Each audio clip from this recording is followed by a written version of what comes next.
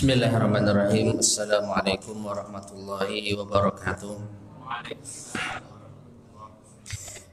Innal hamdalillah nahmaduhu wa nasta'inuhu wa nastaghfiruh wa na'udzu billahi min shururi anfusina wa min sayyiati a'malina. Man yahdihillahu fala mudilla lahu wa man yudlil fala hadiya lahu. وأشهد أن لا إله إلا الله وحده لا شريك له وأشهد أن محمدا عبده ورسوله أما بعد. Ma'asyiral muslimin, para jamaah sekalian rahimani wa rahimakumullah. Alhamdulillah, kita lanjutkan kembali kajian kita meneruskan pembahasan dari kitab Kupas Tuntas Memahami Kalimat Syahadat yang disusun oleh Al-Ustaz Yazid bin Abdul Qadir Jawaz hafizahullahu ta'ala. Pada pertemuan sebelumnya kita telah melewati pembahasan dalil-dalil ataupun hikmah-hikmah diwajibkannya kita untuk mengikuti ittiba kepada Rasulullah sallallahu alaihi wasallam.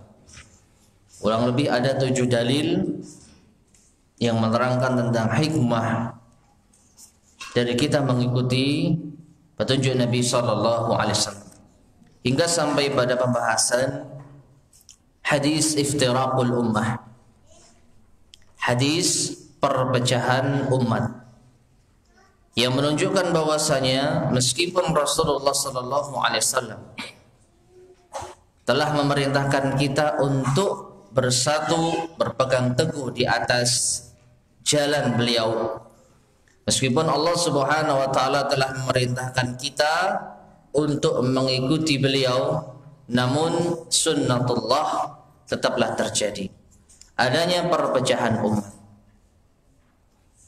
yang disebutkan oleh Rasulullah sallallahu alaihi wasallam dalam hadis yang sahih di halaman 259. Beliau sallallahu alaihi wasallam bersabda, ala inna man qablakum min ahlil kitab iftaraqu ala 72 millah. Ketahuilah sesungguhnya orang-orang sebelum kalian dari ahlil kitab, mereka telah berpecah belah menjadi 72 golongan. Wa inna hadhil millata maka mereka akan berpecah menjadi 73 golongan. Thintani wa sab'una finnar wa wahidatun fil jannah. 72 terancam neraka dan yang satu berada di dalam surga. Siapakah mereka? Kata Nabi sallallahu alaihi wasallam, wahyal jamaah. Assalamualaikum. Dalam riwayat lain disebutkan, kulluhum finnari illa millatan wahidah. Seluruh mereka tempatnya di neraka kecuali satu, yaitu ma'ana alaihi wa ashabi, yang aku dan para sahabatku berjalan di atasnya. Hadis ini telah kita bacakan pada pertemuan yang lalu dan telah kita terangkan secara singkat, yang sekali lagi menunjukkan kebenaran itu berada pada pihak yang paling sedikit dan penyimpangan dan kesesatan itu berada di pihak yang paling banyak. Sehingga ma'asyar muslimin rahimani wa rahimakumullah, kita sebagai seorang yang menginginkan kebaikan, yang menginginkan jalan kebenaran dan keselamatan, mari hendaklah kita fokus untuk mengetahui sejauh mana kita berada di atas jalannya Rasulullah dan jalannya para sahabat. Dengan demikian otomatis kita akan memisahkan diri dari kelompok-kelompok yang menyimpang dari jalan mereka. Dan sekali lagi tentu tantangannya berat. Tantangannya berat. Karena kita akan dituduh orang yang paling merasa benar sendirilah, orang yang mengkapling surgalah, orang yang paling selamatlah, sedangkan kelompok lainnya dijamin neraka dan lain sebagainya. Ini konsekuensi. Ya, namun sama sekali kita tidak pernah memvonis siapapun di antara orang-orang yang menyelisih kita, mereka di neraka. Ya, kita hanya menyampaikan ayat dan hadisnya. Ini ancaman bagi orang yang menyelisih Rasulullah SAW. Ini ancaman bagi orang yang berbuat syirik kepada Allah Subhanahu wa taala. Adapun masalah vonis kafir, vonis neraka, ini berat. Ya, meskipun mereka mungkin akan salah faham. Jadi ma'asyiral muslimin rahimani wa rahimakumullah, fokuskan diri kita, amalan kita sudahkah sesuai dengan petunjuk Rasulullah SAW. Masalah orang mencibir, masalah orang menuduh, masalah orang ngerasani, ini sudah lumrah. Dan ingat, apa yang telah kita alami, ujian yang kita dapatkan tidak ada apa-apanya dibandingkan dengan ujian yang menimpa Rasulullah SAW. Maka dari itu fokus kita dan niat kita ingin mencari jalan yang benar. Kita ingin selamat. Intinya itu. Ya, jangan sekali-kali kita dalam memahami permasalahan ini kita merasa ingin lebih hebat atau kita merasa lebih di jalan masuk surga. Tidak. Justru karena kita mengetahui hadis inilah kita ingin berusaha bagaimana caranya agar kita termasuk satu golongan tersebut. Ya, jadi hadis ini jangan sampai dipahami kita pasti masuk surga, kalian pasti neraka. Tidak, itu tidak kita inginkan dari memahami hadis ini. Jadi jadikan motivasi utama kita mencari kebenaran dan kita tetap di atas kebenaran.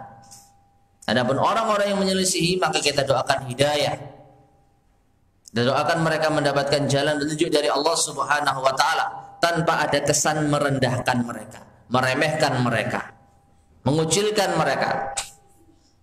Ya, jadi permasalahan ini harus kita pahami dengan benar. Agar apa? Sekali lagi, agar kita ya tidak menjadi orang-orang yang selama ini dituduhkan. Ya, padahal sebaliknya justru mereka lah yang konon katanya menjamin surga kalau mau masuk kelompok mereka dan lain sebagainya. Nah, ini perlu untuk kita perhatikan, kita tidak seperti mereka. Kita berupaya, kita berusaha. Ya, kita tidak pernah memastikan kita pasti masuk surga dan mereka pasti masuk neraka. Cuman yang kita dapatkan keterangannya, ini loh jalan surga. Ikut Rasulullah SAW. Ya, semampu kita dan dengan perjuangan yang keras dari kita. Taib. Sekarang kita masuki penjelasan dari beliau hafizahullah taala al-muallif Ustaz Yazid dalam membahas hadis ini. Halaman 260, silakan buka kitabnya. Dua firqah terbesar di dunia ini, di antara 72 golongan yang merusak tersebut adalah Thariqah Sufiyah dan Syiah Rafidah. Kemarin telah kita terangkan, ma'asyar muslimin rahimani wa rahimakumullah, ketika Nabi SAW menyebutkan 72 terancam neraka, ini bukan pembatasan. Ya, ini yang ditekankan adalah saking banyaknya, sampai 1 dibanding 72. Ya. Dan tentu bagi kita yang penting kita fokus 1 ini seperti apa sih?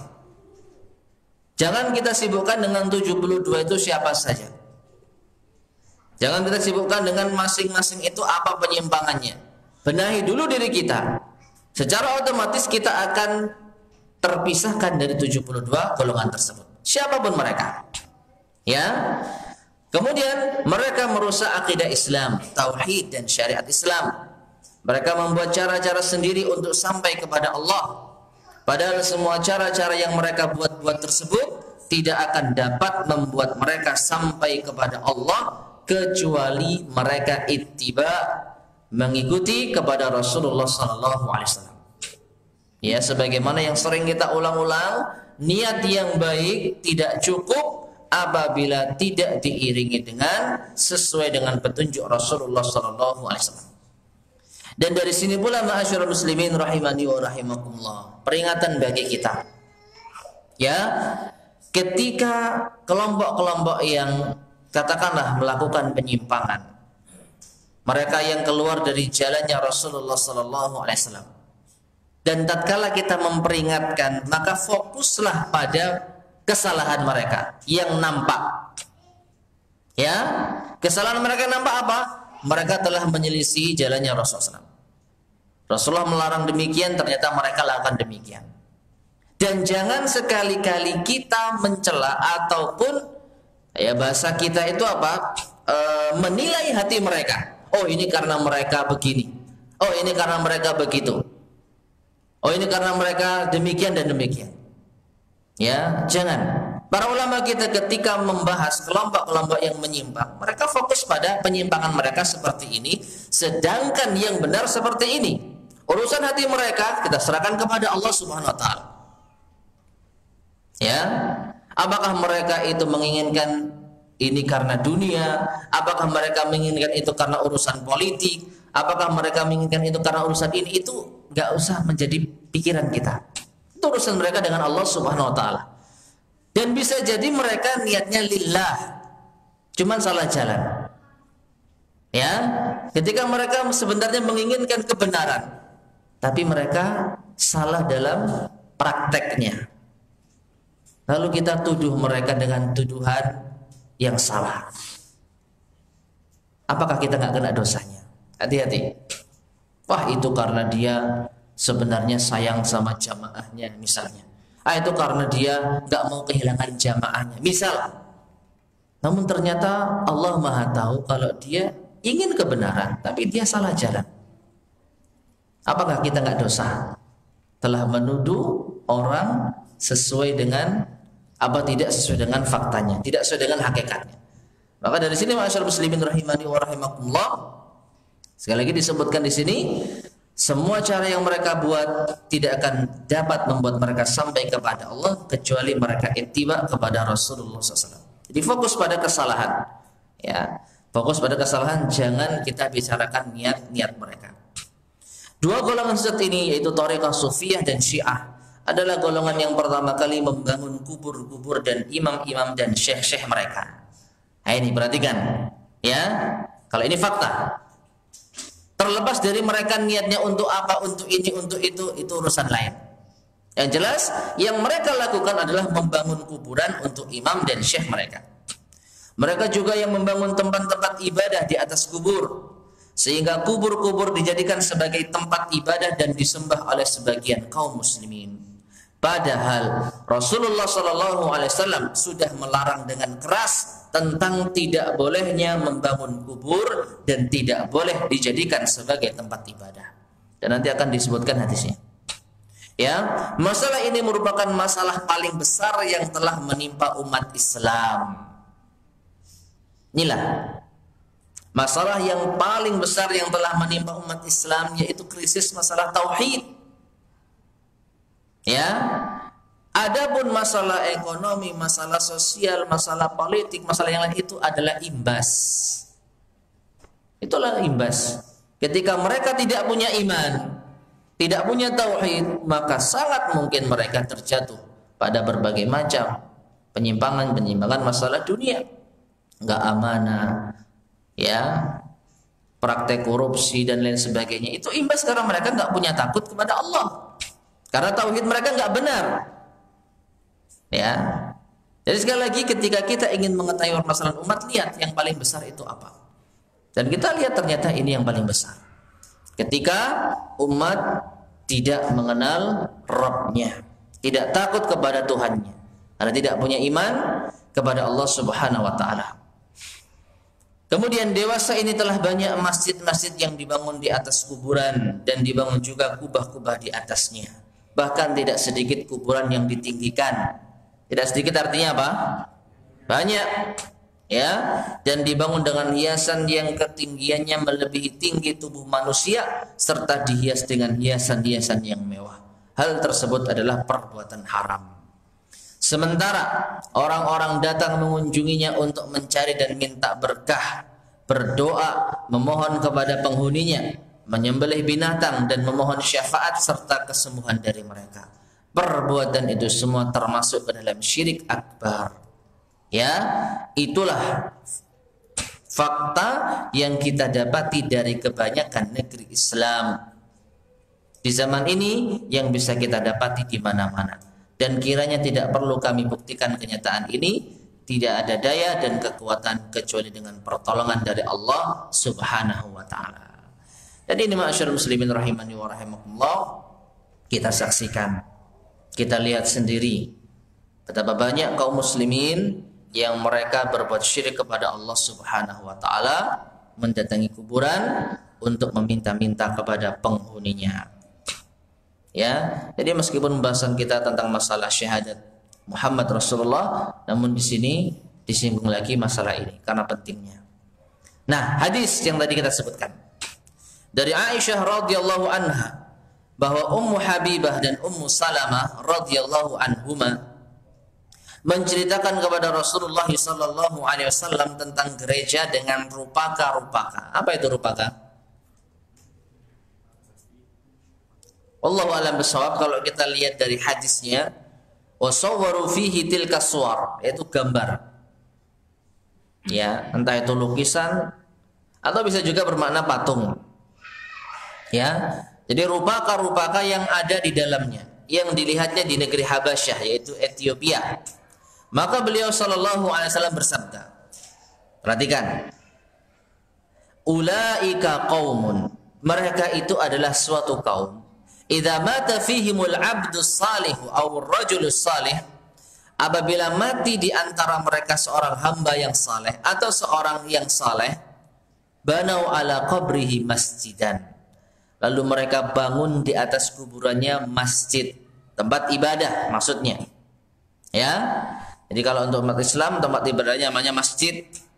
Tapi kalau untuk agama lain, ya mereka punya nama sendiri. Tapi intinya yang dimaksud masjid di sini adalah tempat ibadah.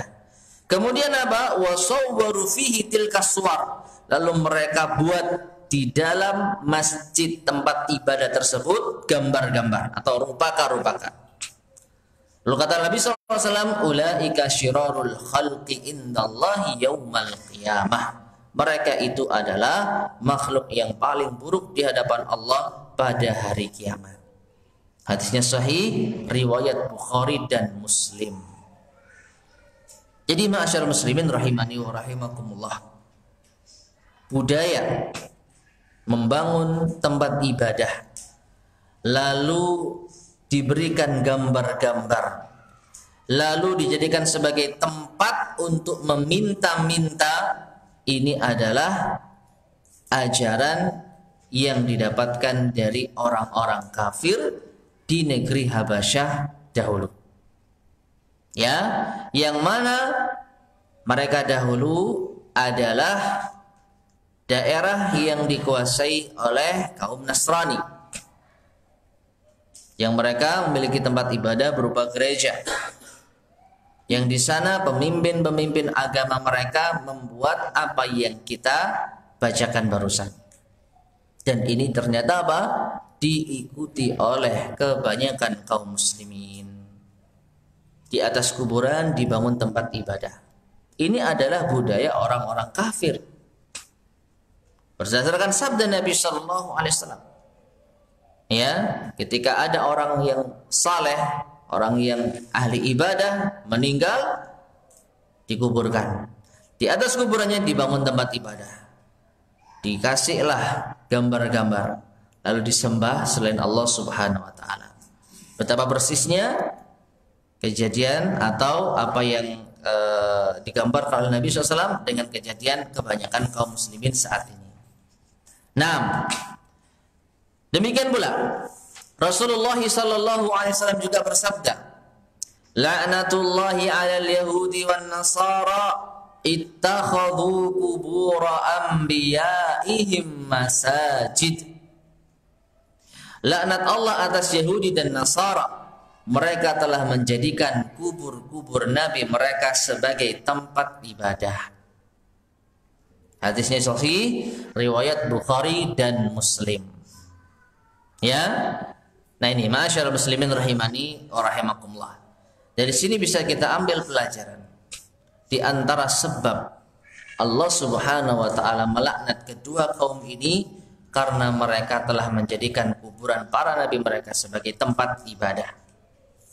Yang artinya apabila umat Islam melakukan hal yang serupa, maka bersiap-siaplah untuk mendapatkan laknat dari Allah Subhanahu wa taala.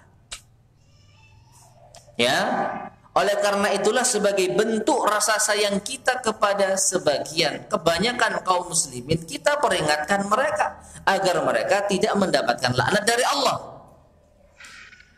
Ya, agar kita termasuk di antara orang-orang yang amar ma'ruf nahi munkar. Jadi kita ketika berdakwah dan ini bersenggolan atau mungkin akan membentur keyakinan mereka, ini bukan untuk diri kita pribadi, tapi karena kita sayang kepada mereka, meskipun mereka balas rasa sayang kita dengan kebencian. Ya, kalau kita mau enaknya, kalau kita mau amannya, sudah kita nafsi-nafsi saja. Ya sudah, kamu biarin melakukan hal seperti itu, aku akan diam saja. Namun masalahnya, ketika kita tidak menyampaikan kebenaran, maka kita pun seperti mereka. Ya, Allah Subhanahu wa taala mencela orang-orang Yahudi karena apa? Mereka tidak saling mengingatkan dari kemungkaran. Apa kata Allah Subhanahu wa taala? Ya, la yatanahawna an munkarin fa'alu. Mereka itu tidak mengingkari kemungkaran yang mereka lakukan. Jadi mereka diam dari kemungkaran, tidak ada nasihat, tidak ada masukan, tidak ada teguran. Oleh sebab itulah mereka dilaknat oleh Allah Subhanahu wa taala. Jadi ketika kita berdakwah, menyampaikan kebenaran, ini bukan untuk diri kita pribadi, tapi sebagai bentuk rasa sayang kita kepada sesama umat Islam, agar mereka tidak mendapatkan laknat dari Allah dengan hadis yang jelas. Allah melaknat Yahudi dan Nasara karena mereka membangun kuburan Nabi mereka sebagai tempat ibadah. Maka kalau kita tidak ingin dilaknat oleh Allah, jangan jadikan kuburan Nabi kita sebagai tempat ibadah, kuburan orang-orang saleh kita sebagai tempat ibadah. Ya, dan ini masyarakat muslimin rahimani wa rahimakumullah yang mampu untuk kita lakukan. Sampaikan, diterima, alhamdulillah, enggak diterima, dibalas dengan cacian, bersabar. Itu yang kita lakukan. Ya, jangan sampai ada semacam kekerasan, pemaksaan. Lasta alaikum bimusaitir, kata Allah atas Rasulullah SAW. Engkau wahai Muhammad bukanlah seorang pemaksa.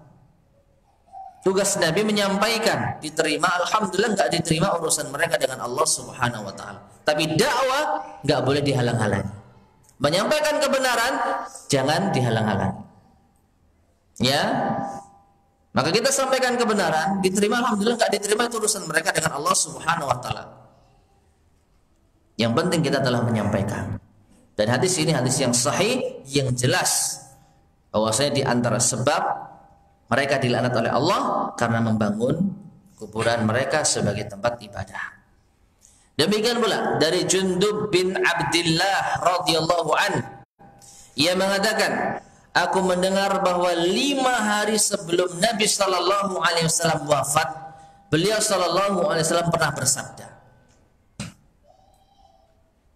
Ya, ini identik dengan apa, Pak? Ucapan yang disampaikan sebelum meninggal dunia, wasiat. Dan yang namanya wasiat itu adalah hal yang sangat berharga. Ya, kita mendapatkan wasiat dari orang tua kita yang akan meninggal, tentu kita akan berusaha untuk melaksanakannya, asalkan tidak ada unsur maksiat.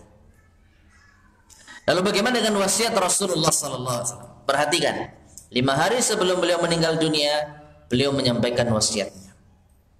Inni abra'u ilallahi an yakuna li minkum khalilun. Sesungguhnya aku menyatakan kesetiaanku kepada Allah dengan menolak bahwa aku mempunyai seorang khalil, kasih mulia di antara kalian. Fa inna Allah ta'ala qad ittakhani khalila, karena sesungguhnya Allah telah menjadikan aku sebagai khalil. Kama takhadha Ibrahim khalila, sebagaimana Allah telah menjadikan Nabi Ibrahim sebagai khalil. Falau kuntu muttakhidan min ummati khalila lattakhadtu Aba Bakrin khalila. seandainya aku boleh menjadikan seorang dari umatku khalil, yaitu kekasih, sahabat dekat, maka tentu aku akan jadikan siapa? Abu Bakar sebagai khalilku, kekasihku. Ala, wasiat berikutnya. Wa inna man kana qablakum, sesungguhnya umat-umat sebelum kalian, kanu yattakhiduna qubura anbiya'ihim wa salihihim masajid. Mereka menjadikan kuburan nabi-nabi mereka dan orang-orang saleh mereka sebagai tempat ibadah. Ala fala tattakhidul qubura masajid, maka janganlah kalian jadikan kuburan sebagai tempat ibadah. Inni anhaakum an dzalik, sesungguhnya aku benar-benar melarang kalian melakukan perbuatan tersebut. Inilah wasiatnya Nabi sallallahu alaihi wasallam yang sepatutnya kita sebarkan, yang sepatutnya kita sampaikan. Ya. Karena wasiat dari Nabi sallallahu alaihi wasallam pasti itu mengandung kebenaran. Pasti itu apa? Hal yang menyelamatkan umat, membawa kepada keselamatan. Terlepas dari umat mungkin akan tersinggung, umat mungkin akan bingung, umat mungkin akan bertanya-tanya. Ini karena ketidaktahuan mereka. Dan inilah saatnya kita memberitahu mereka. Dan ini hadis yang sahih yang diriwayatkan oleh Imam Muslim. Ya. Jadi ma'asyiral muslimin rahimani wa rahimakumullah, hadis-hadis yang jelas semacam ini tidak samar lagi. Hanya saja sekali lagi terkadang mungkin sebagian kita menghindar, menyembunyikan, tidak mau membahas hadis-hadis semacam ini. Padahal sangat jelas sekali. Ya, karena apa? Karena tentu ini akan menyinggung praktek amaliyah mereka. Namun sekali lagi karena kita sayang kepada mereka. Karena kita ingin semua umat Islam kalau bisa ya selamat semuanya. Meskipun sunatullah pasti ada di antara kaum muslimin yang apa? Yang berpecah belah. 72 golongan, enggak sedikit itu. Ya. Maka ketika kita berdakwah semacam ini, kita harapkan mungkin ada orang-orang di antara mereka yang sadar, yang ingin rujuk, yang ingin meniti jalan yang benar, ikut kepada satu golongan tersebut. Dengan apa? Ittiba kepada Rasulullah SAW. Salah satunya dengan apa? Mengamalkan wasiat Nabi yang mulia ini. Nah, kemudian yang dimaksud dengan ittikhadul kubur masajid, menjadikan kuburan sebagai masjid tempat ibadah, mencakup 3 hal. Sebagaimana disebutkan oleh Syekh Muhammad Nasiruddin Al-Albani rahimahullahu ta'ala. Yang pertama, tidak boleh sholat menghadap kuburan. Jadi larangan menjadikan kuburan sebagai masjid itu ada 3 kandungan. Yang pertama, tidak boleh sholat menghadap kuburan. Hal ini ada larangan yang tegas dari Nabi sallallahu alaihi wasallam. Beliau bersabda, la tusallu ilal kubur wa la tajlisu 'alaiha. Janganlah kalian sholat menghadap kuburan dan jangan kalian duduk di atasnya. Ya, jadi ini yang pertama. Sholat di depan kita persis ada kuburannya. Ya. Kemudian yang kedua, tidak boleh sujud di atas kubur. Tidak boleh sujud di atas kubur. Artinya kita pas berada di kuburan lalu kita sholat di sana, nggak boleh. Kecuali satu sholat saja. Sholat apa? Sholat jenazah. Ya, bagi seorang yang tidak menjumpai sholat jenazah ketika jenazah belum dimakamkan, maka dia boleh sholat jenazah ketika jenazah sudah dimakamkan. Toh itu pun tidak ada rukuk dan sujud. Setelah jenazah berdiri, takbir 4 kali, setelah itu salam, nggak ada apa? Sujud dan rukuknya. Nah ini. Jadi yang kedua kandungannya adalah tidak boleh sujud di atas kuburan. Yang ketiga, tidak boleh membangun masjid di atasnya. Ya, tidak boleh sholat di masjid yang dibangun di atasnya kuburan. Nah ini, terlepas dari mana yang terlebih dahulu. Kadang-kadang masjidnya dulu kemudian dimasukkan kuburan. Kebusukan apa? Jenazah. Ini juga sama. Atau sebaliknya, kuburan dulu kemudian apa? Dibangun masjid. Nah ini. Jadi ketiga inilah kandungan dari larangan menjadikan kuburan sebagai apa? Tempat ibadah. Beliau rahimahullah juga menyebutkan dalam kitabnya, yaitu Syekh Muhammad Nasiruddin Al-Albani, bahwasanya membangun masjid di atas kubur hukumnya haram dan termasuk dosa besar menurut 4 mazhab. Ya, menurut 4 mazhab. Yaitu mazhab Syafi'i, Hanafi, Maliki dan Hambali. Kemudian didekatkan juga oleh Syekh Abdul Aziz bin Abdullah bin Baz rahimahullah dalam fatwanya. Pertama, hadis-hadis larangan tersebut menunjukkan tentang haramnya membangun masjid di atas kubur dan tidak boleh menguburkan mayat di dalam masjid. Kedua, tidak boleh sholat di masjid yang sekelilingnya ada kuburan. Dan disebutkan oleh Syekh Muhammad bin Shalih Al-Utsaimin rahimahullah di dalam kitabnya. Pertama, siapa yang mengubur seseorang di dalam masjid, maka ia harus memindahkannya dan mengeluarkannya dari masjid. Kedua, siapa yang mendirikan masjid di atas kuburan, maka ia harus membongkarnya, merobohkannya. Jadi apa? Kuburan dulu kemudian ada masjidnya. Maka dirobohkan masjidnya. Dibongkar masjidnya. Dan ini tentu saja tidak semua orang melakukan hal ini. Ya, jangan sampai di antara kita pulang-pulang nanti bongkar masjid yang ada kuburannya. Saya enggak memerintahkan seperti itu. Ya, ini adalah penjelasan para ulama kita. Siapa yang berwenang, siapa yang memiliki power, kekuatan, ya, maka dialah yang bertanggung jawab. Nah ini. Kemudian disebutkan pula oleh Syekh Salim bin Id Al-Hilali di dalam kitabnya, yaitu kitab Al-Mawsu'ah Al-Manahi Asy-Syar'iyyah, bahwa menjadikan kubur sebagai tempat ibadah termasuk dosa besar. Dengan sebab pertama, orang yang melakukannya mendapat laknat Allah, ya, subhanahu wa ta'ala. Yang kedua, orang yang melakukannya disifatkan dengan sejelek-jelek makhluk.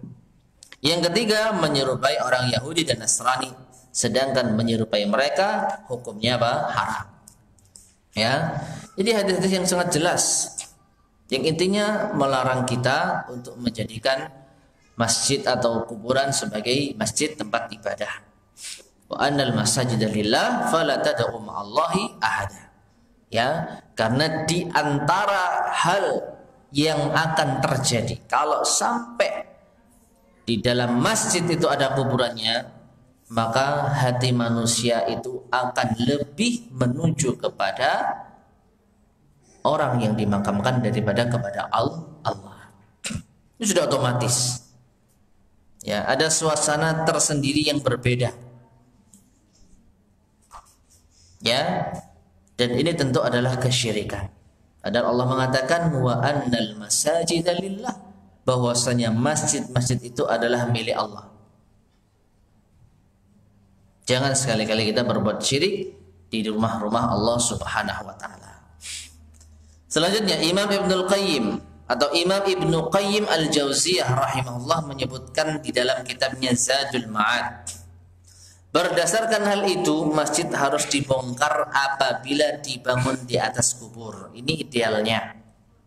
Sekali lagi, kalau ada masjid yang dibangun di atasnya dari kuburan, maka idealnya dibongkar.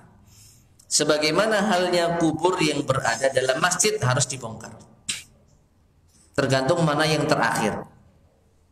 Kalau yang terakhir masjid, maka masjidnya yang dibongkar. Kalau yang terakhir adalah jenazah, maka jenazahnya dipindah.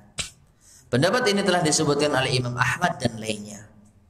Tidak boleh bersatu antara masjid dan kuburan. Jika salah satu ada, maka yang lain harus tiada. Mana yang terakhir didirikan, itulah yang dibongkar.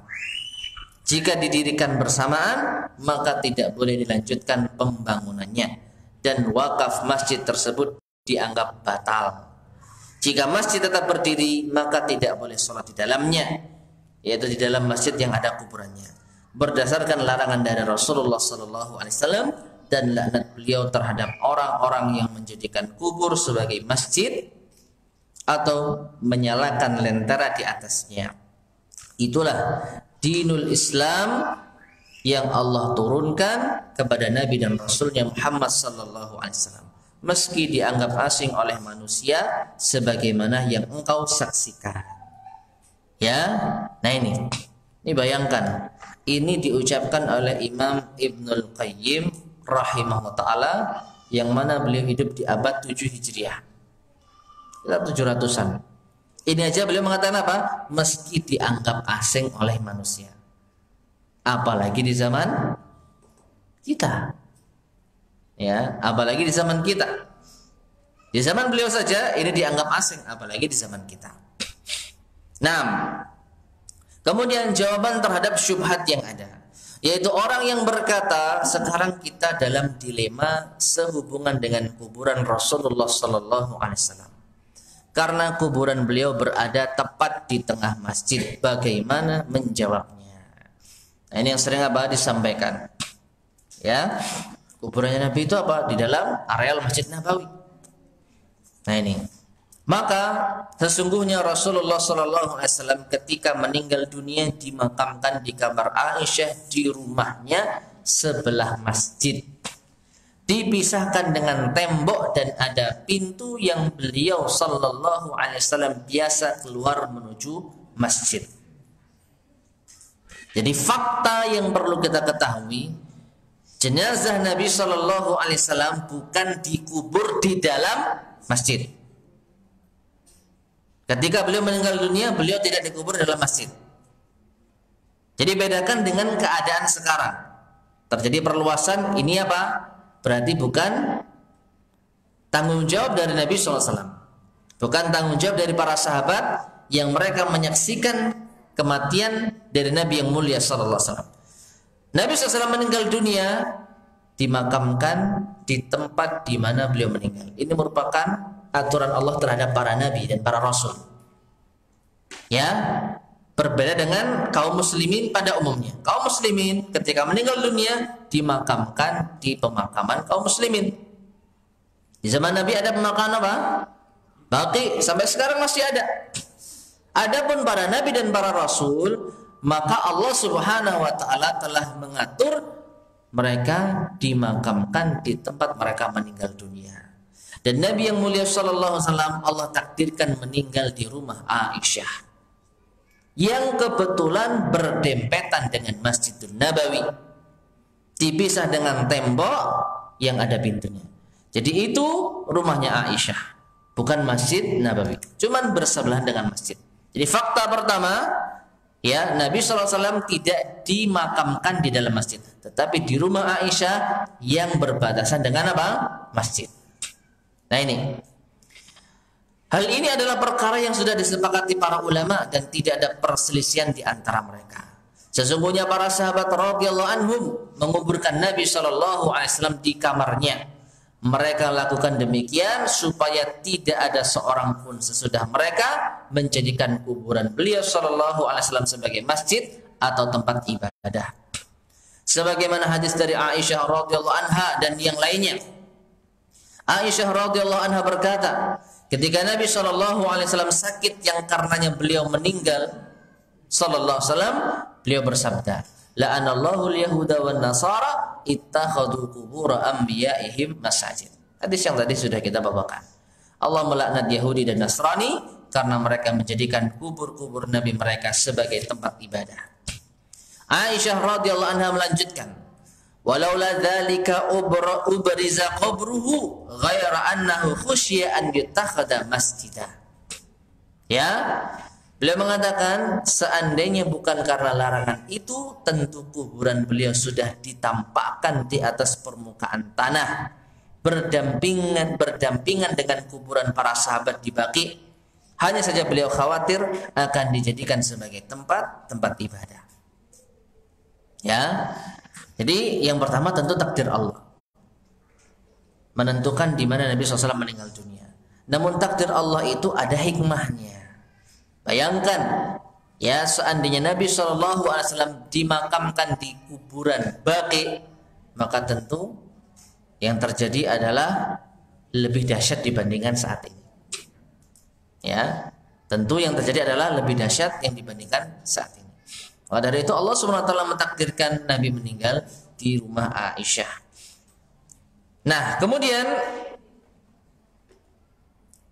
berikutnya, di samping kesyirikan yang dilakukan sebagian kaum muslimin di kubur-kubur yang dianggap keramat dan lainnya, sebagian dari mereka juga mengadakan cara-cara baru berupa bid'ah yang dikerjakan, yang jumlahnya sangat banyak sekali, bahkan mencapai angka ribuan sampai hari ini. Dan bid'ah itu tersebut bukan berkurang, justru bertambah seiring dengan berjalannya waktu. Hal ini terus dilakukan oleh kaum muslimin, serta sangat sedikit dai yang mengingatkan akan bahaya ini, karena dakwah mereka juga tidak ittiba kepada Rasulullah sallallahu alaihi wasallam. Ya, jadi masalah ketika kita membahas masalah tauhid pasti akan bersinggungan dengan masalah syirik.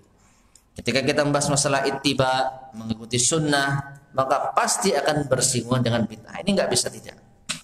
Ya. Dan kata-kata bid'ah ini merupakan sabda dari Nabi Shallallahu Alaihi Wasallam. Bukan kita yang apa, yang mengada-ada. Jika dilihat manhaj dakwah Rasulullah Shallallahu Alaihi Wasallam, maka banyak dai yang tidak ittiba kepada Rasulullah Shallallahu Alaihi Wasallam dalam berdakwah. Mereka tidak memulai dakwahnya dengan tauhid. Jika mereka menyatakan ittiba kepada Rasulullah SAW, maka mereka harus memulai dakwahnya dengan tauhid. Sedangkan banyak sekali dai yang tidak memulai dakwahnya dengan tauhid. Setiap dai, ustadz, kiai wajib mengajak umat ini untuk mentauhidkan Allah Azza wa Jalla dan menjauhkan segala macam perbuatan syirik, dan mengajak umat Islam untuk ittiba kepada Rasulullah SAW serta menjauhkan segala macam perbuatan bid'ah. Ya, dan ini sering kita sampaikan pula ma'asyarul muslimin rahimani wa rahimakumullah. Dan kita telah menyampaikan ayat-ayat dan hadis-hadis tentang dakwahnya para nabi, yaitu dimulai apa? Dengan tauhid. Kemudian mereka para dai, ustaz dan kiai telah menyimpang dari manhaj para nabi dalam berdakwah di jalan Allah Azza wa Jalla. Mereka juga tidak mengingatkan orang-orang dari bahaya kesyirikan. Kesyirikan adalah sesuatu yang telah dianggap biasa di masyarakat. Ya, ini masyarakat kalau diajak ngomong masalah syirik, maka yang pertama pasti akan antipati. Dan yang kedua nggak paham apa itu syirik. Ya, bayangan mereka syirik itu kalau menyembah patung, menyembah berhala, ya, sujud kepada selain Allah. Mungkin itu bagi mereka syirik. Adapun ketika meminta-minta ke kuburan, ya, ketika menggunakan jimat, bagi mereka mungkin bukan syirik. Ini, padahal itu adalah apa? Kesyirikan. Jadi, kesyirikan adalah suatu hal yang dianggap biasa di masyarakat. Padahal kesyirikan adalah dosa besar yang paling besar yang tidak akan diampuni oleh Allah. Syirik adalah kemungkaran yang paling mungkar. Betapa banyak khutbah Jum'ah dan ceramah yang tidak mengingatkan terhadap pentingnya tauhid kepada Allah. Justru mereka banyak membahas masalah politik yang terus diulang-ulang, yang tidak membawa manfaat bagi dai itu sendiri dan tidak membawa manfaat bagi umat sama sekali, bahkan membawa madarat bahaya bagi umat ini. Ya, kita sadari atau tidak ma'asyarul muslimin rahimani wa rahimakumullah, dengan adanya politik, dengan adanya isu ini isu itu, maka kita kaum muslimin seakan-akan diadu domba. Ya, yang ini pro ini, yang itu pro sana, dan seakan-akan sudah menjadi suatu pembeda. Kalau enggak pro sini maka menjadi pro sana.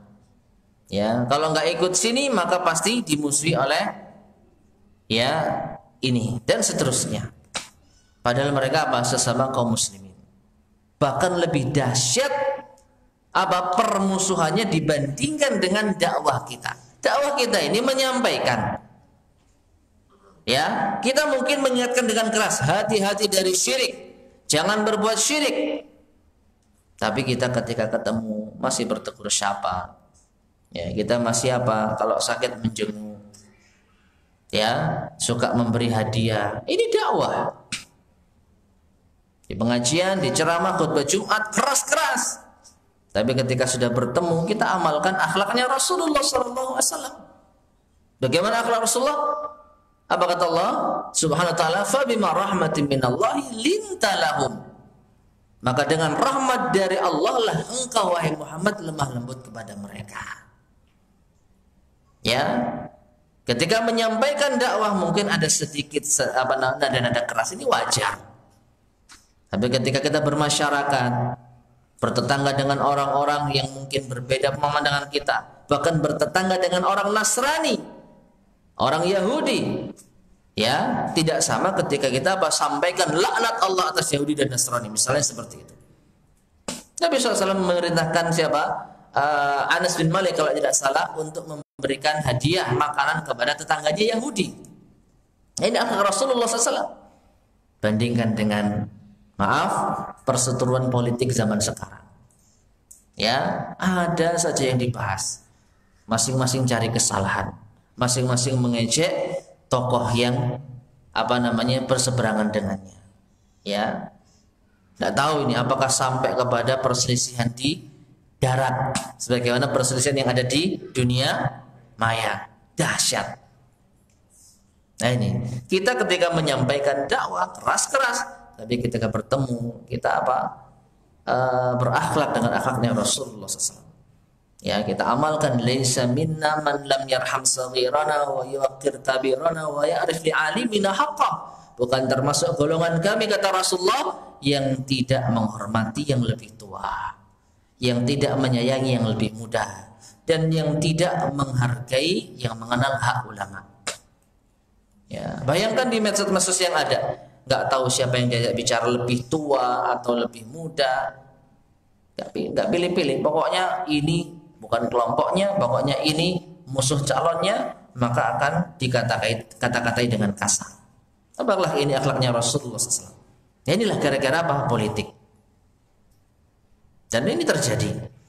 Ya, maka dari itu masyarakat muslimin rahimani wa rahimakumullah, umat yang awam, maka tugas mereka belajar. Jangan kita panas-panasi dengan kita beberkan kesalahan ini, kesalahan itu. Ya. Nah ini. Jadi kata beliau di sini, umat dicekoki dengan masalah politik yang umat tidak tahu sama sekali. Maka mestinya dai dan khatib memberikan ilmu yang bermanfaat berdasarkan Al-Quran dan As-Sunnah menurut pemahaman salafus saleh, agar umat dapat membawa pulang ilmu yang disampaikan dan diamalkan. Ya, mereka belum tahu sholat, mereka belum tahu tauhid, mereka belum tahu sunnah. Ajarkan pada mereka, itu lebih manfaat. Ya, dan Nabi SAW banyak di dalam khutbah-khutbahnya itu membawakan Al-Quranul Karim. Ya, bayangkan di mimbar Jumat yang disampaikan adalah ujaran kebencian, masalah politik, masalah hasad, masalah ini dan itu. Apakah layak? Ya, padahal ini adalah rumah Allah. Harusnya yang diagungkan adalah firman Allah, kalamullah, Al-Quran, sampaikan, jelaskan. Nah ini, wa annal masajida lillah. Ingat, masjid ini milik Allah. Fala tad'u ma'allahi ahada. Maka jangan kita menyeru bersama dengan Allah sesuatu pun juga. Maka ini pesan bagi kita semua, ya, jangan sampai kita menjadi sebab umat ini jauh dari Allah Subhanahu wa taala. Lebih disibukkan dengan perkara-perkara yang mungkin mereka. Nah ini, perhatikan. Seringkali dibangkitkan emosi umat dengan menyampaikan masalah politik agar mereka marah kepada penguasa, untuk memberontak kepada penguasa. Hal ini tidak ada manfaatnya sama sekali. Dan ini menyalahi sunnah Rasulullah SAW. Mereka harus introspeksi, menggunakan akalnya kembali. Apakah mereka sudah ittiba kepada Rasulullah SAW atau belum? Pembenahan ini harus dimulai dari para dai, ya, karena mereka yang bertanggung jawab untuk ittiba dalam dakwah. Jangan disibukkan dengan masalah-masalah politik, filsafat dan yang lainnya yang tidak membawa manfaat. Hal ini berbahaya bagi umat berikanlah ilmu yang bermanfaat kepada umat agar mereka bisa beramal sesuai dengan sunnah Rasulullah sallallahu alaihi wasallam. Ya, dan ini sering disampaikan. Sekali lagi, masalah-masalah yang penting justru luput dari apa? Dari pengajaran para dai, para ustadz, para khatib ya di mimbar Jumat. Bayangkan seandainya setiap khatib di dalam mimbar Jumatnya menyampaikan masalah agama, masalah ibadah, masalah tauhid, ya maka ini minimal akan apa? Memberikan pencerahan kepada umat. Ini yang mereka butuhkan. Karena apa? Mereka sudah jauh dari agama. Maka mereka mungkin mendengar ceramah cuman apa? Sepekan sekali. Itu pun cuman durasinya 20 menit mungkin. Enggak lama. Ya, seandainya dimanfaatkan, dimaksimalkan, diarahkan untuk mengenal Allah, diarahkan untuk mengenal lebih dekat Al-Quran, mengenal lebih dekat hadis Nabi SAW, disampaikan apa adanya, insya Allah lebih manfaat.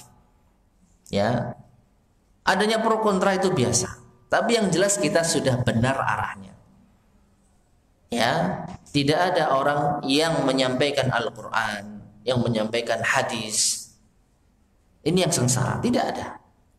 Ya, justru orang-orang yang menyampaikan Al-Quran dan Sunnah, insya Allah orang yang apa? Bahagia, orang yang selamat. Karena apa? Sudah siap dengan konsekuensi yang ada. Dan sekali lagi tujuannya adalah untuk menyelamatkan umat dari murka Allah Subhanahu wa taala. Ini tujuan kita. Kita bukan ingin untuk mencari banyak-banyakan umat. Kita nggak ingin untuk mencari banyak pengikut. Ya, kita ingin agar kita semua selamat. Kita ingin agar mereka juga selamat sebagaimana kita selamat. Ya, siapa yang nggak suka dengan kebahagiaan yang kita miliki? Maka dengan cara apa? Dengan cara mengajak mereka untuk bertauhid kepada Allah, mengikuti sunnah Rasulullah SAW. Tidak ada yang lebih bahagia dibandingkan dengan kita bertauhid kepada Allah dan mengikuti sunnah Nabi SAW. Maka kebahagiaan ini ingin kita tularkan kepada saudara kita dengan cara mendakwakannya. Meskipun sekali lagi konsekuensinya mungkin orang yang belum mendapatkan hidayah akan musuh kita. Ya, akan musuh kita. Dan itu sudah merupakan resiko. Tapi kita lanjutkan sedikit lagi. Saat ini fenomena kesyirikan yang ada di tengah kaum muslimin diantaranya adalah adanya kubur-kubur yang dibangun dan disembah. Setiap tahun bertambah, baik jumlah maupun pengunjungnya. Dan yang menganjurkan untuk ziarah dan menyembah kubur itu adalah para dai, ustadz, kiai. Padahal ini merupakan perbuatan syirik akbar. Ini sudah jelas bahwa mereka tidak hanya berbuat bid'ah, tapi telah berbuat syirik akbar. Mereka tidak ittiba kepada Rasulullah SAW. Mereka berlebih-lebihan dalam ziarah kubur sampai ada yang sujud tawaf, terutama di bulan-bulan Rabiul Awal, Rajab, Sya'ban dan lainnya. Kita wajib mengingatkan mereka agar mereka ittiba kepada Rasulullah sallallahu alaihi wasallam. Ziarah kubur ma'asyar muslimin tidak dilarang, dianjurkan oleh Nabi SAW. Tapi ingat tujuannya apa? Nabi SAW mengatakan, kuntu nahaitukum an ziyaratil kubur fazuruha fa innaha. Aku melarang kalian untuk berziarah kubur, namun sekarang ziarahilah kuburan, karena itu dapat mengingat apa? Kematian. Agar kita bisa ingat akhirat. Itu tujuan kita ziarah kubur. Jadi nggak dilarang, dianjurkan. Tapi tujuannya apa? Adapun ziarah kubur jika diiringi dengan praktek-praktek kesyirikan, ya tentu ini yang nggak boleh. Ya, jadi tidak melarang ziarah kuburnya, tapi melarang apa yang ada di balik ziarah kubur. Dan sekali lagi kadang-kadang kita sering ya dikatakan anti ziarah kubur dan lain sebagainya. Maka ini adalah tuduhan yang dusta. Ya, kita tidak anti ziarah kubur, justru kita mengajak untuk ziarah kubur karena itu akan mengingatkan akhirat, asalkan tidak diiringi dengan praktek-praktek kesyirikan. Kita wajib mengingatkan mereka agar mereka ittiba kepada Rasulullah sallallahu alaihi wasallam dan tidak boleh mereka melakukan yang demikian. Di antara tujuan para peziarah tersebut adalah untuk minta tolong, minta syafaat dan berdoa kepada penghuni kubur. Maka perbuatan ini jelas-jelas merupakan syirik yang paling besar, menentang Allah dan Rasulnya, Dosa syirik adalah dosa yang tidak diampuni oleh Allah sebagaimana firman-Nya, "Innallaha la yaghfiru an yushraka bihi wa yaghfiru ma duna dzalika liman yasha. Wa may yusyrik billahi faqad iftara itsman 'azima." Sesungguhnya Allah tidak mengampuni dosa syirik dan Allah mengampuni dosa selain syirik bagi siapa yang dikehendakinya. Barang siapa berbuat syirik kepada Allah, sungguh ia telah berbuat dosa yang besar.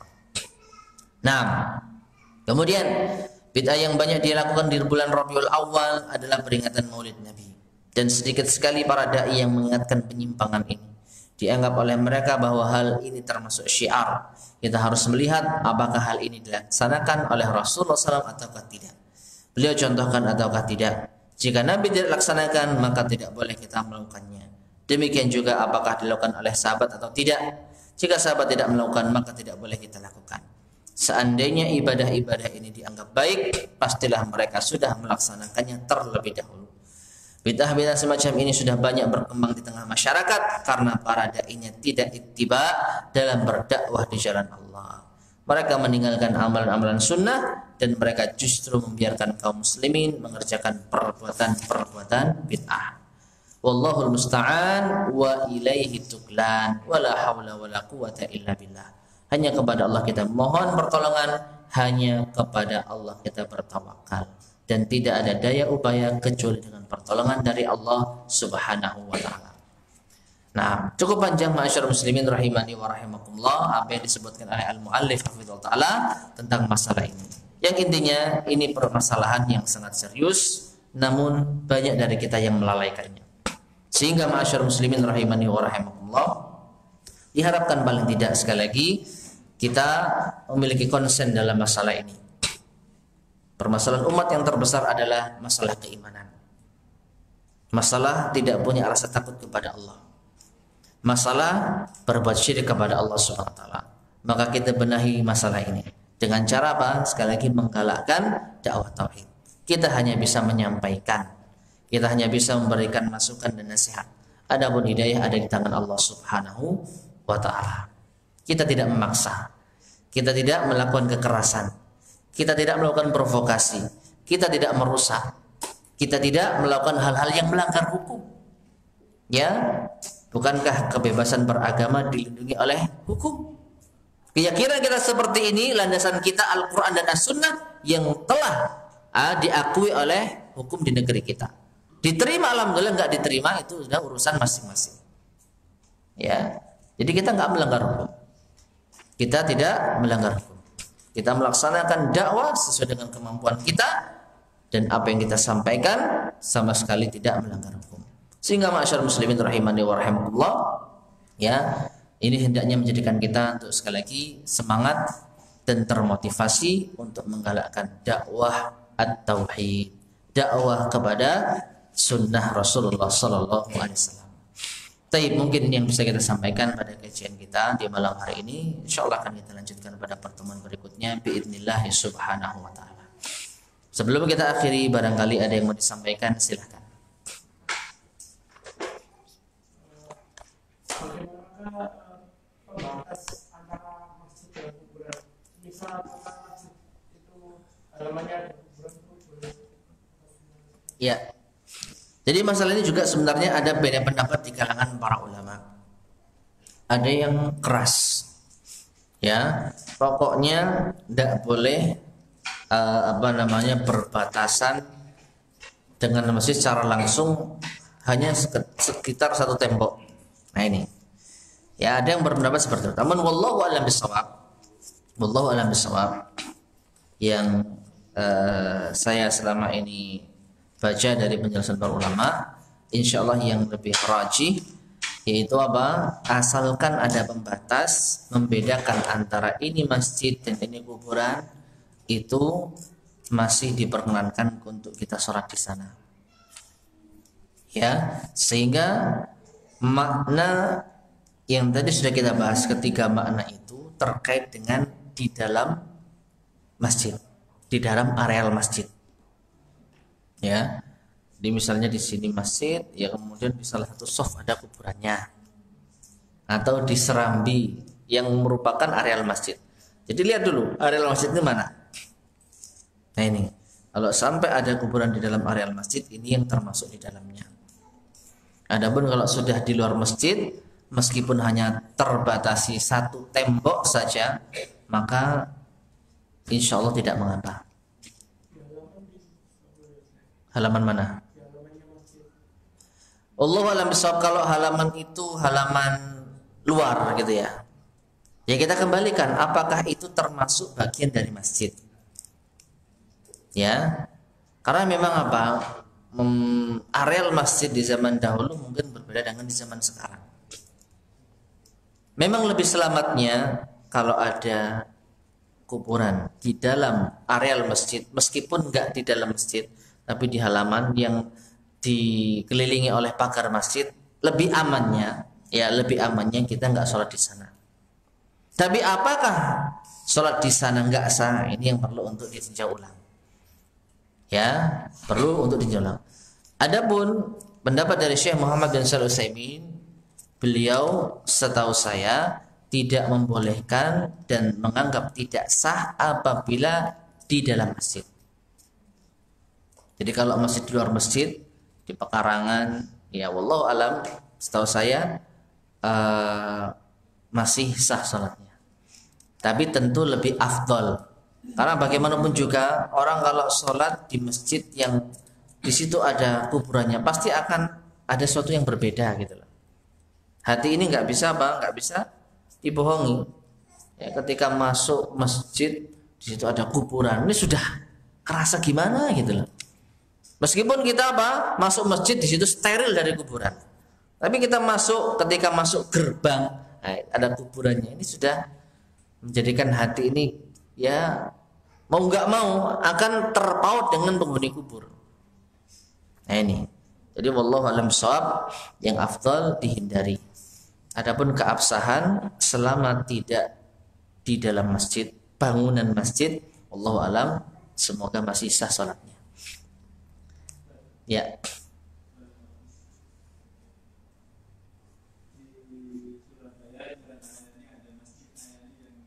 Ya.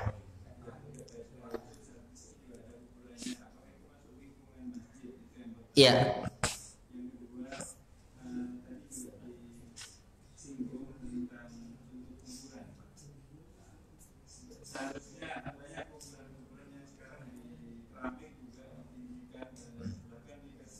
Ya.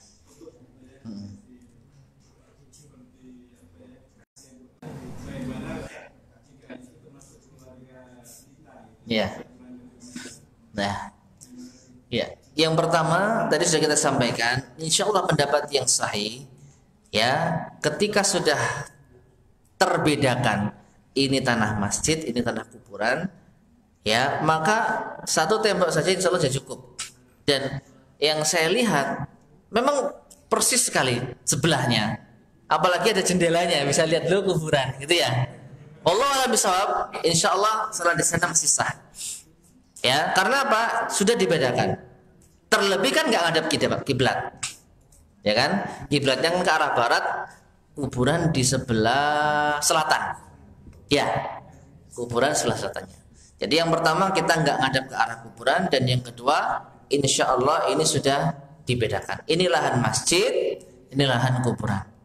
Jadi sholat di sana, yang saya pahami masih sah, ya, tidak mengapa. Dan orang kalau nggak tahu ya nggak, kalau orang nggak lihat jendela ya nggak tahu kalau kuburan, insya Allah. Jadi kalau mau ke kuburan kan nggak apa namanya, nggak ada jalan tembus ya dari masjid. Apakah ada dari dalam masjid? Tahu saya nggak ada. Jadi sudah benar-benar dibuntu. Cuman ya sayangnya ya ada jendelanya. Jadi orang, waduh kuburan.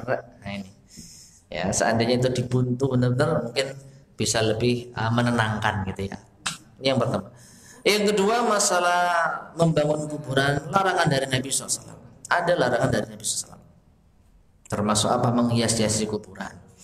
Nah, bagaimana apabila itu keluarga kita? Ya, kita yang lebih tahu tentang keadaan. Apabila kita menyampaikan nanti muncul permasalahan yang lebih besar, ya, maka Allahu a'lam bishawab, cukup bagi kita untuk mengingkarinya. Ya, Dalam hal ini kita perhatikan kaidah amar ma'ruf nahi munkar.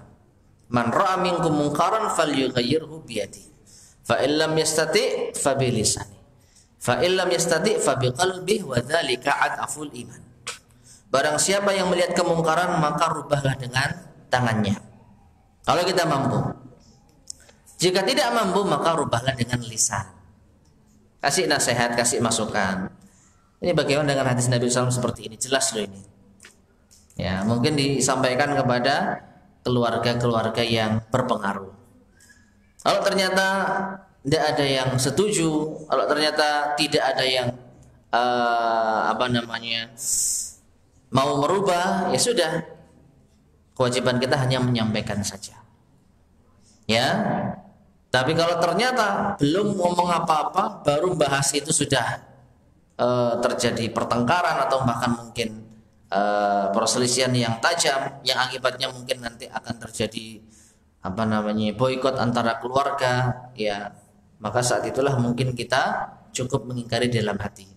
Jadi dilihat maslahatnya dan kita yang lebih tahu tentang kondisi. Ya, tentu keluarga antara satu dengan yang lainnya berbeda. Ya, wallahu a'lam bishawab.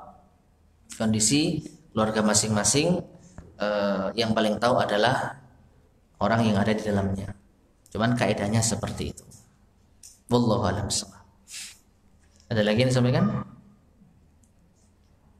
Ya. Tadi kan jelas terkait fenomena Nabi yang berada di kompleks Masjid Nabawi. Sekarang. Nah, untuk menjawab itu udah jelas tadi. Kalau untuk menjawab kondisi sebagian orang yang mengambil dalil bahwasanya kuburan Nabi dan para sahabat kan umat Abu Bakar juga sekarang sudah ada bangunan di atas. Itu seperti apa? Iya. Jadi yang pertama mereka sampai pun Umar bin Khattab yang terakhir meninggal dunia itu dikuburkan di kamarnya Aisyah radhiyallahu anha. Dan saat itu antara masjid dan kamar Aisyah itu belum bersatu. Ya, artinya masih jelas perbedaannya, batasannya. Namun di zaman setelahnya yang sudah merupakan sunnatullah, zaman setelahnya itu tidak lebih baik dari zaman sebelumnya. Ketika terjadi perluasan Masjid Nabawi, saat itulah di antara pemimpin saat itu yang kurang mengenal agama sehingga melakukan pelebaran, memasukkan kamar Aisyah ke dalam kompleks Masjid Nabi sallallahu alaihi wasallam. Sehingga terjadilah apa yang terjadi. Nah, sekarang problemnya adalah ketika para pemimpin di zaman ini sudah faham tentang hal yang seperti itu, mereka tetap terbentur pada dua pertimbangan. Pertimbangan pertama, mereka memindahkan makam Nabi SAW dan ini tidak mungkin.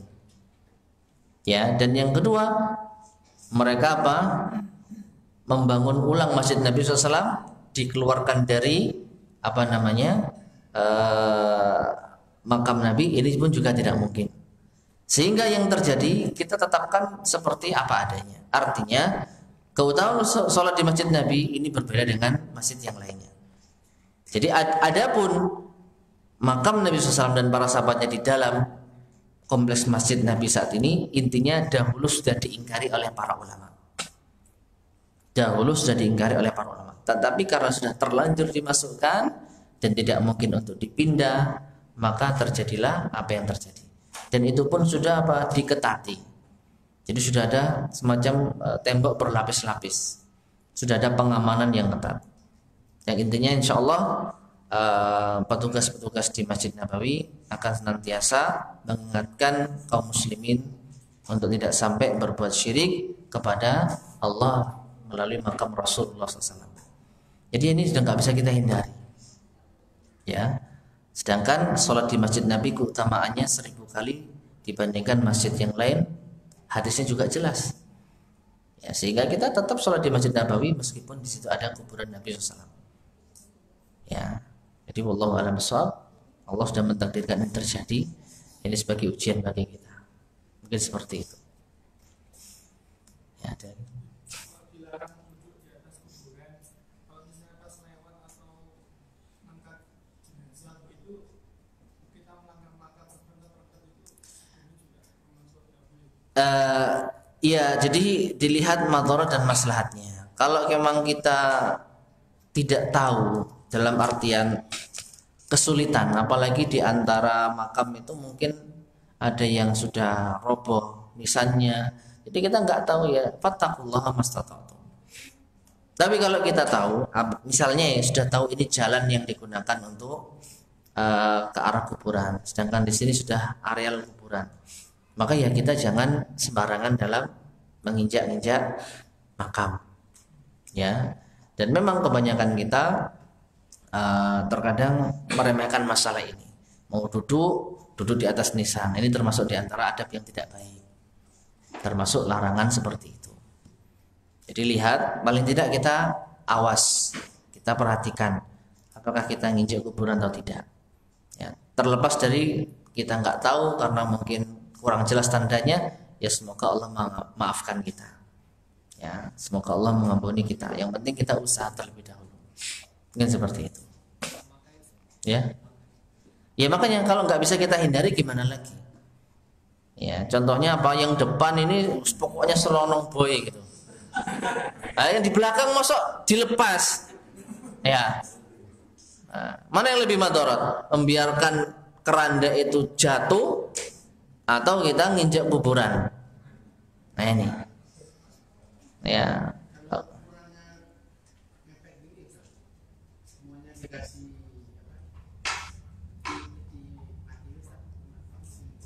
Mepet gimana maksudnya?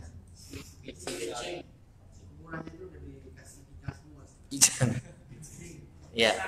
Lalu ya itu yang tadi saya sampaikan. Kalau memang ada jalan itu yang kita tempuh. Tapi kalau nggak ada, gimana lagi? Ya, yang penting kita berusaha. Paling nggak kita hati-hati, gak asal gitu loh. Ya, gimana lagi? Ya, memang ini hal yang terjadi. Ya, wallahu a'lam bishawab. Taib. Ya. Wallahu a'lam, masalah tulisan memang ada larangan dari Nabi SAW, ya, tentang larangan. Tapi di sini wallahu a'lam ini mungkin perlu ditinjau lebih lanjut lagi. Kalau itu untuk penanda apakah diperbolehkan tidak? Dan saya wallahu a'lam belum mempelajari lebih lanjut. Memang sekali lagi ada larangan menulis di atas kuburan. Tapi apakah larangan itu mutlak haram atau masih diberikan boleh atau masih dibolehkan ketika itu hanya sebagai penanda? Jadi wallahu a'lam bishawab. Terkadang ini juga nggak bisa kita hindari. Untuk penanda ya semoga masih dibolehkan. Jadi wallahu a'lam, mungkin nanti bisa dipelajari lebih lanjut lagi. Tapi masyarakat muslimin rahimani wa rahimakumullah, mungkin yang bisa kita sampaikan pada kajian kita di malam hari ini semoga bermanfaat. Kurang lebihnya saya maaf. Kita akhiri subhanakallahumma bihamdika asyhadu an la ilaha illa anta astaghfiruka wa atubu ilaik. Walhamdulillahirabbil alamin. Wassalamualaikum warahmatullahi wabarakatuh. Ya, nanti tutup.